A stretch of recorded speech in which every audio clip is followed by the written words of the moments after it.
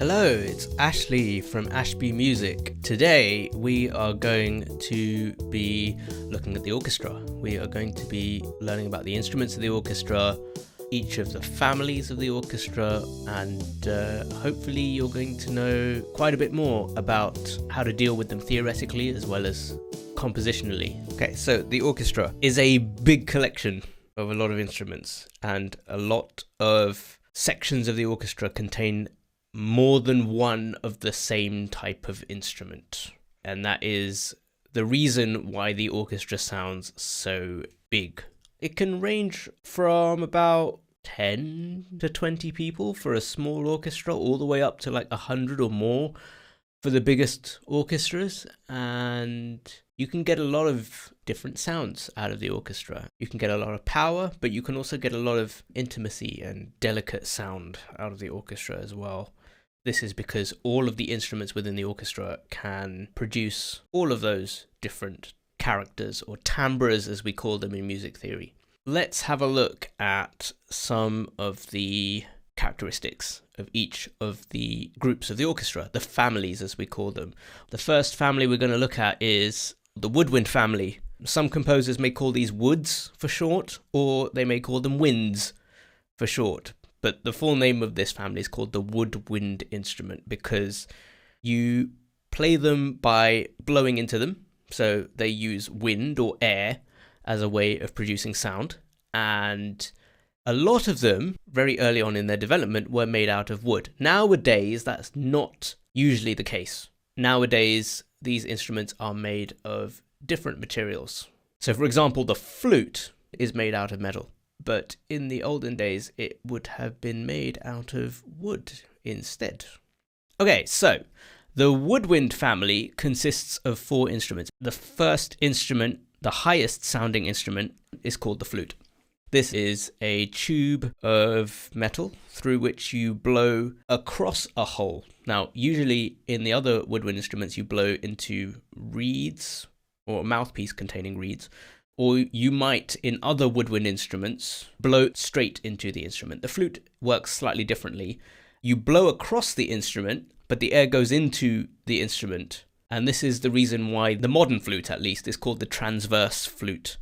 The next highest sounding member of the woodwind family is called the oboe. This is an instrument that uses reeds. So reeds are pieces of cane that basically vibrate when you blow into them. That movement of air is what causes the sound to travel to you. The next instrument is called the clarinet.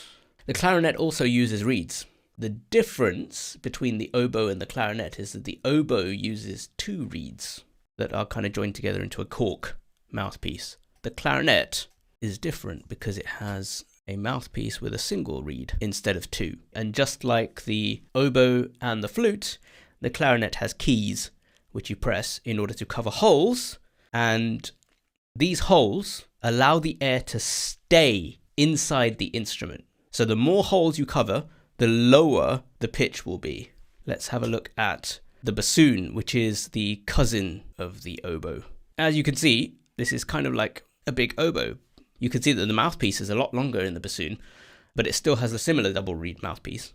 So the oboe and the bassoon will have a similar sound to them because they're both double reed instruments, whereas the clarinet has its own kind of sound because it's a single reed instrument.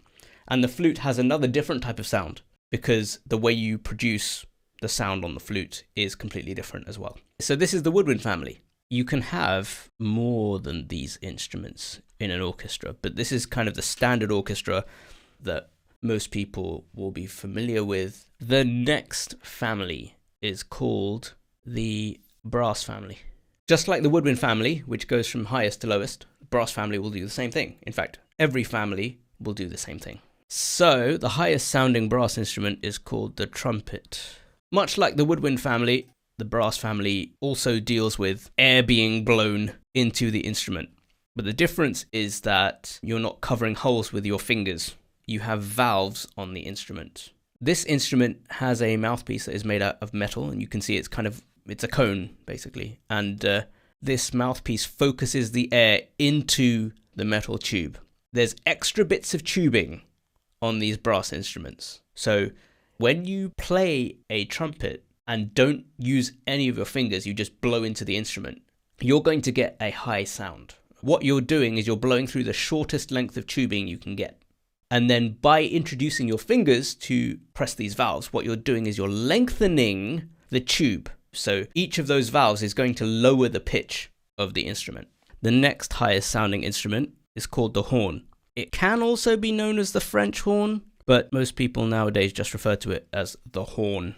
You can see that it's got many of the same characteristics of the trumpet, but you'll notice the tubing is very different and the valves also look very different. The French horn is actually a really long instrument.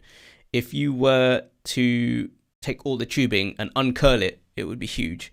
So what you're blowing through initially is the shortest tubing, and then by using the valves, you lengthen the tubing and make the sound lower. The next brass instrument that we're going to look at is called the trombone. This instrument is different to the others because it doesn't have valves. Instead, it operates using a slide. So you actually take the slide and lengthen the instrument yourself by moving the slide away from you. Trombones that have valves do exist, but the standard trombone used in the orchestra is a slide trombone. The last brass instrument we're going to cover is the lowest one. It's called the tuba. This tuba on its side actually helps us see the tubing and the mouthpiece and the valves as well. This tube is a lot bigger than with the other instruments because the tuba has a very warm and big low sound. So the tuba can be used not just as part of the brass family, but can actually work very well with other instruments to add some sort of bass to the entire orchestra. The next family of instruments is percussion. Now, the percussion family is quite interesting because a lot of these instruments in this family do not produce notes. However, some do. There are approximately a gajillion percussion instruments out there, but we are going to look at some of the most common instruments. Okay, so we have the definite pitch family and we have the indefinite pitch family, which we will get to in a bit. With the percussion family, you have to strike the instrument to get the air to move, and that is how the sound is produced. This instrument is called the timpani, or in English, you can call it the kettle drums. So you can see it's kind of like a metal bowl, and then we have a skin stretched on top. And we strike this skin, the air vibrates because the skin starts to vibrate, and then it gets amplified by the dome underneath.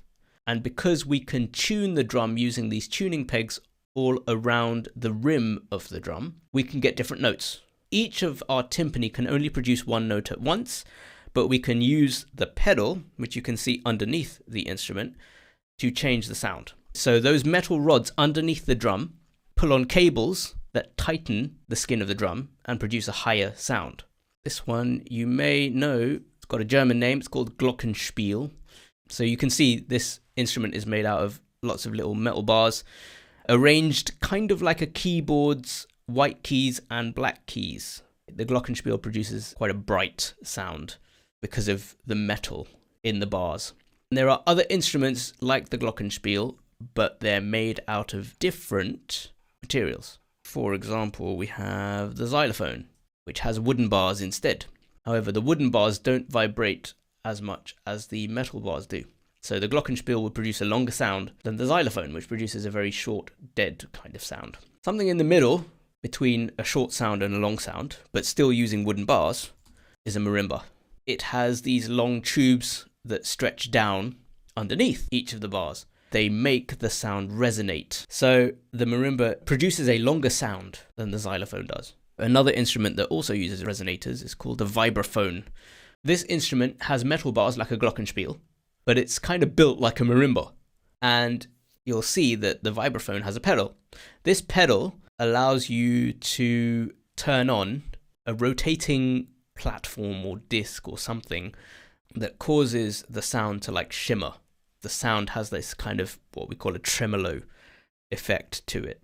This one you will know from the Harry Potter soundtrack. This is called the Celesta or the Celesta. Essentially what it is a glockenspiel that you play with a keyboard. And then we have one more instrument we're going to look at here.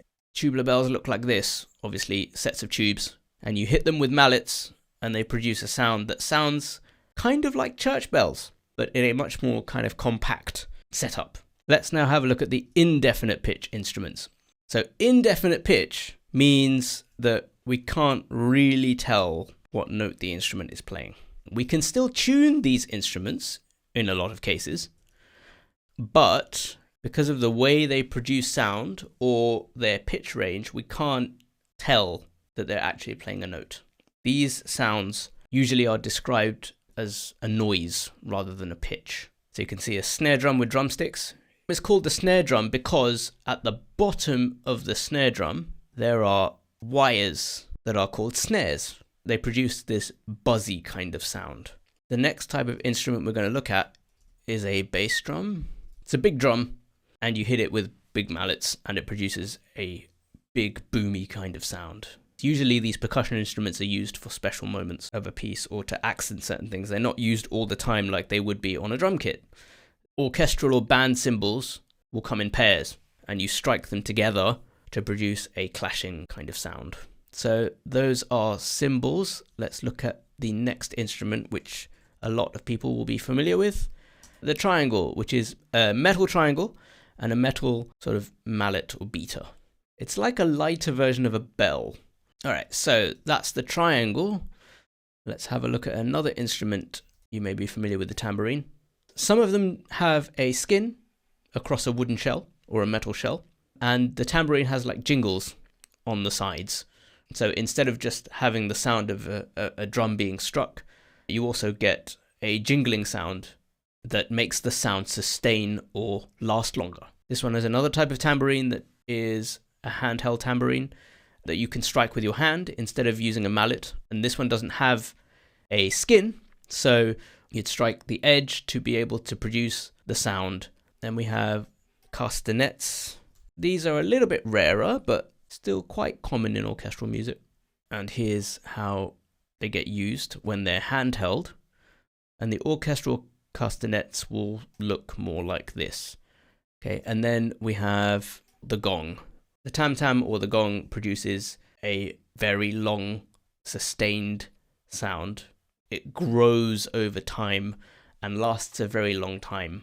So these are some of the most common indefinite pitch instruments you will see in the orchestra. And the final family we're going to look at is called the strings. These are instruments that you either use a bow or your fingers to vibrate a set of strings. The strings family contain the violin, the viola, the cello, and the bass. Here's what the violin looks like. A bow is used to continually vibrate the strings, which makes the air move. It's amplified by going into the sound hole on the instrument and bouncing around in there before coming out again. Each of these instruments will have 4 strings on them. If we look at the viola, you'll see that it's basically a bigger violin. So because the viola is bigger than the violin, it has a different range. It can access different notes, lower notes, than the violin can. This is the front view, and then this is the side view of the cello. And it kind of looks like a violin that's been kind of turned upright and put on the floor. So you can see the bow goes across the instrument. And then we have the double bass, also known as the contrabass, which is the biggest member of the string family. In modern styles like jazz, it's usually played with the fingers. In orchestral music, it could be played with the bow or with the fingers. We've looked at all these instruments. We know how they produce sound. Now, let's dig into how things are organized. Here is a score for a large orchestra. This is for considerably bigger than a standard orchestra. So the standard instruments that we talked about are in the woodwind section: the flutes, the oboes, the clarinets, and we have the bassoons. Those are the standard instruments in the woodwind section. The reason why I wrote those families in this order is precisely because this is the order you're going to see the families in a proper orchestral score. So we've got the woodwind family, and you'll see there's other instruments in the woodwind family. So you've got piccolos, which are higher flutes. You've got the English horn, which is kind of like a cousin of the oboe. And you've got the bass oboe, which is a low version of the oboe. So each of these instruments are their own families. So in the woodwind family, we have the flute family, the oboe family, the clarinet family, and the bassoon family. And this is the reason why we have loads of instruments. Underneath the woodwind section, we have the brass. We have the trumpet, which is the soprano voice of the brass family, the horn, which is the alto voice, the trombone, which is the tenor voice, and the tuba, which is the bass voice of the brass family. So you can see how each of these groups of instruments is arranged into choirs. So you've got 2 sets of high voices and 2 sets of lower voices. As I said, percussion family is special, so that doesn't apply here. However, it does apply with the string family. So we have the soprano voice, which is the violin. We have the alto voice, which is the viola. We have the tenor voice, which is the cello. And we have the bass voice, which is our double bass, contrabass, or just bass for short. So these are the ranges and how they are organized according to their choirs from high to low. However, notice the position of the horns and the trumpets. They are swapped. The reason why the horns are written in between the woodwind section and the rest of the brass is because the horns are like glue.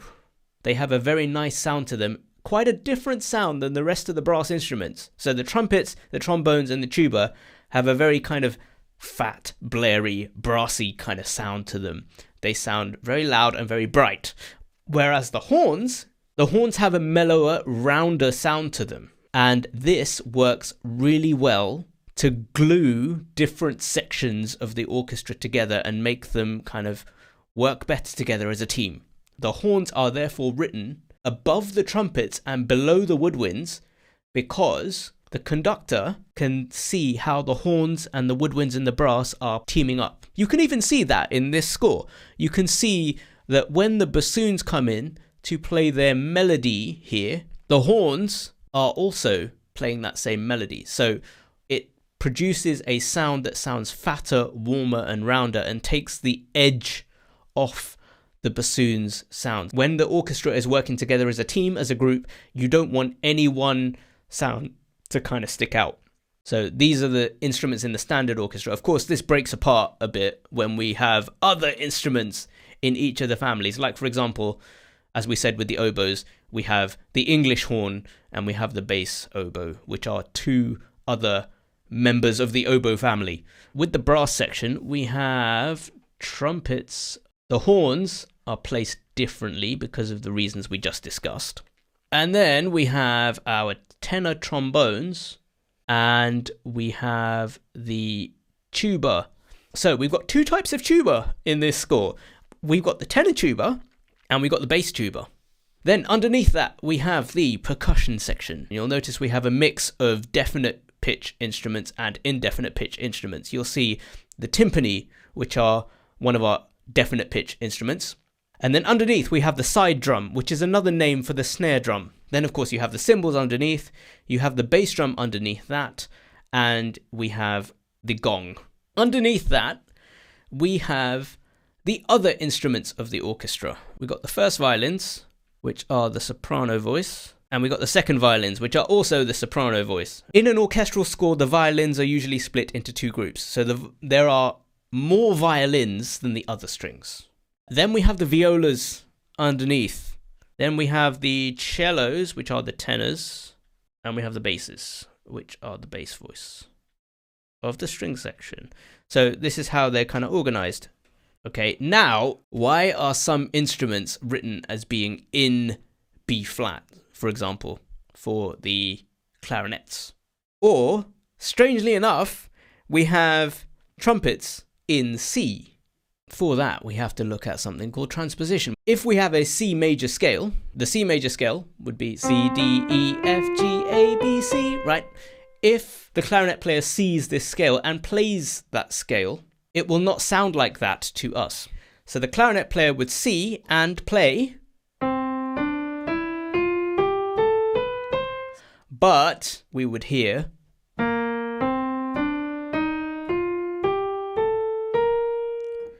a B flat major scale instead. And this is what it means when a clarinet is in B flat or a trumpet is in B flat. It means that if the clarinet or trumpet player played a C, it sounds to us like the B flat 2 semitones or a major second lower. This is what's called a transposing instrument. The relationship between the notes has not changed. We can still hear that that is a major scale, but the start note and the end note have changed. So you'll notice, if we go back to the Holst score, you'll notice we've got clarinets in B flat. So if they see a C, it will come out as a B flat.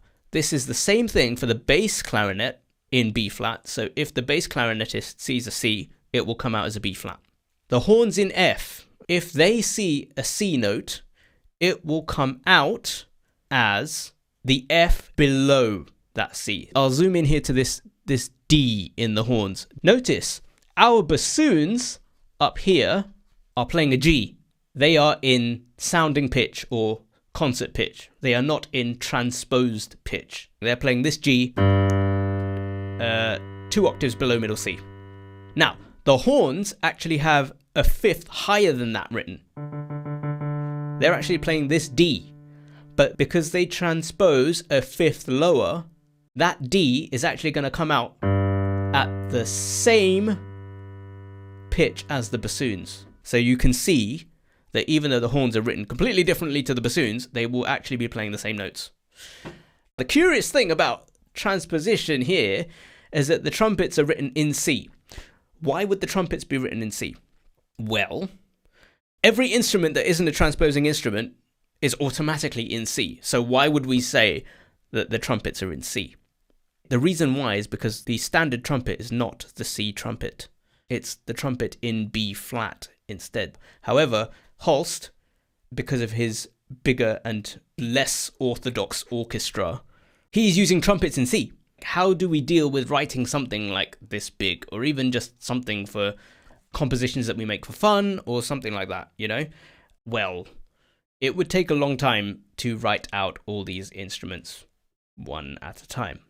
Out of all the orchestral instruments, the strings are used the most. Even in this first page, they are the ones that do the majority of the playing. And so if you want to start writing music for orchestra, learn first to write music for strings. Before you even think about writing music for all those loads of instruments, think about getting your main ideas out on the piano first. This will help you have a clearer vision of what you want to do when you actually kind of take that music and put it on the orchestra. So let's have a look at this chord here. I'm going to play an octave G in my left hand, and then I'm going to play a G major chord with the G on the top, the D underneath, and the B underneath that.